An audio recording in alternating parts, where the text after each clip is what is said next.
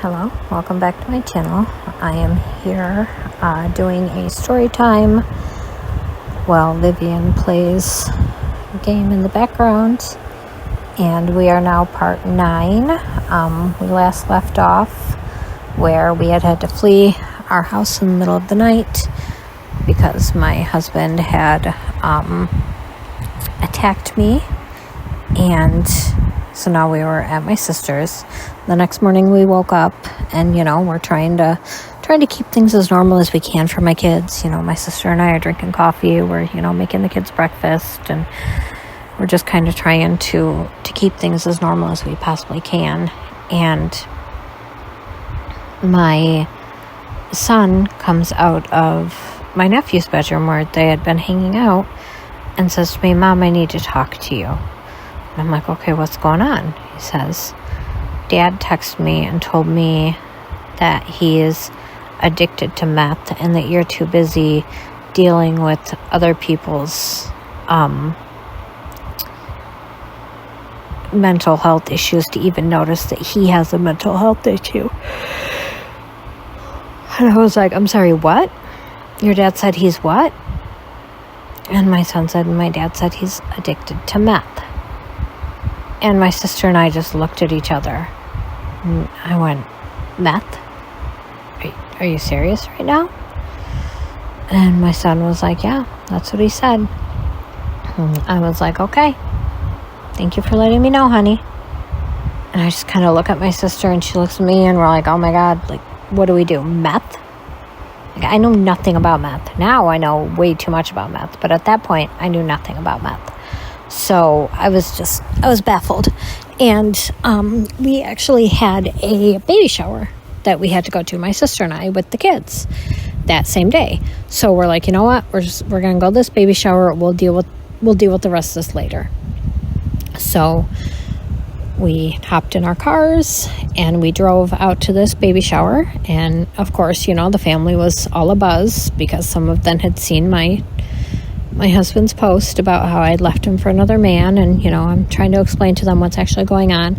And in the meantime, I'm also trying to call domestic violence shelters and women's shelters and trying to see what I can do, because at this point the kids do not want to go back home. They're terrified. I don't want to go back home. I don't know what's going to happen, and the police officer told me not to go back home. And so I'm like, okay, I need to divorce this man. I don't want to be married anymore to him. I am done. My kids and I are not going to go through this. So I'm trying to reach out to all these people for help. And I am telling you right now, the woman named Kelly who answered the phone at the domestic violence shelter that I called was so mean to me that I'm pretty sure that it was the same Kelly that my husband cheated on me with, because why else would she be so mean to me? She told me that she did not believe that he actually did that doesn't sound like a problem, basically, and that there was nothing that she could do to help me. So at that point, I was just kind of like, okay, not really sure what I do now, but sure. So I was kind of, I don't know, in limbo, I guess. So I reached out to to Vincent and Vivian's mom, and I let her know what was going on, and she immediately was like, "Hey, come stay in our camper," because they had actually just moved back into their house. They had a fire 2 years previously, and actually, the funny thing is, my husband was actually the one who fixed their house for them, who they were having trouble getting people to come in and do it. So they wanted to be back in their house. So he just went and he worked day and night, apparently because of the meth, and managed to get them in their house. And so they had the camper available. So she was like, "Hey, you can come stay in the camper." So my oldest son, thankfully, has a really good dad. And so his dad took him in. He went to go stay with his dad until, things got sorted out.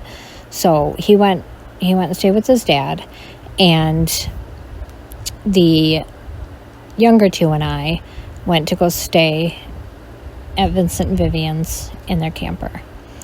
And it worked out really well because, we had the little bit of the privacy in the camper. But then I could go in the house in the morning and just watch the babies while their parents went to work. So I would get up in the morning and I would go in the house and I would watch Vincent and Vivian.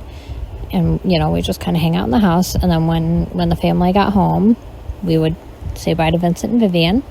And we would go out in the camper. And my kids and I were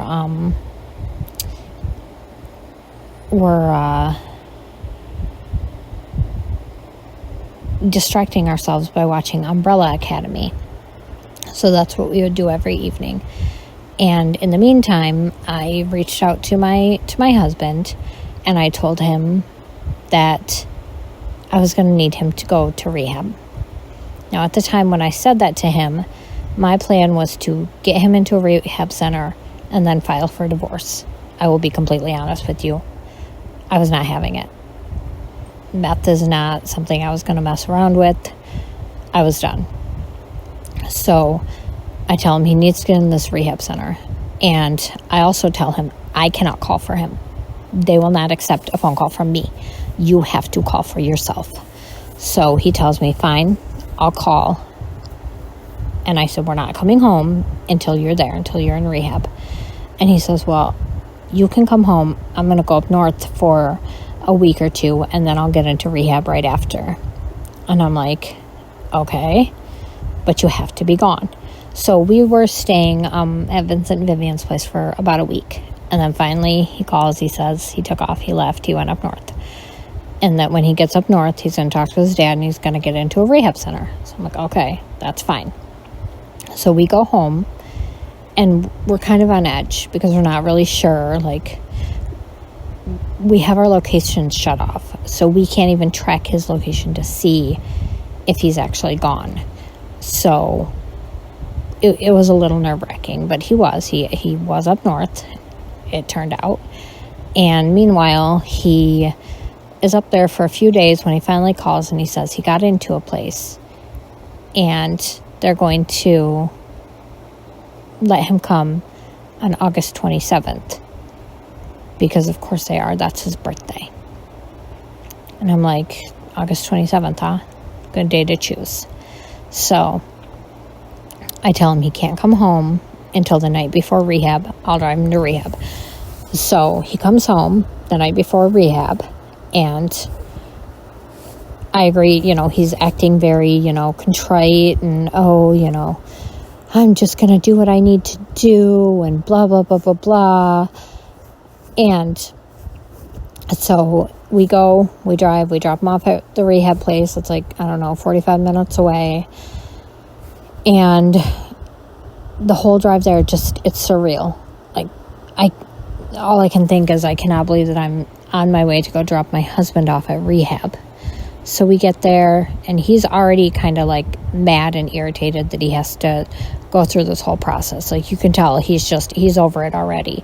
And I'm like, you need to stay here. You need to do what you need to do to get clean. You have to be honest. And he's like, yeah, I know. So we say bye to him and we get in the car and we drive home. And I'm crying the whole way home, quietly. And, my kids are just kind of, I don't know, probably numb in the back seat. And so we get back home and I think 18 hours later, my husband walks back in the door because he called his sister to come pick him up.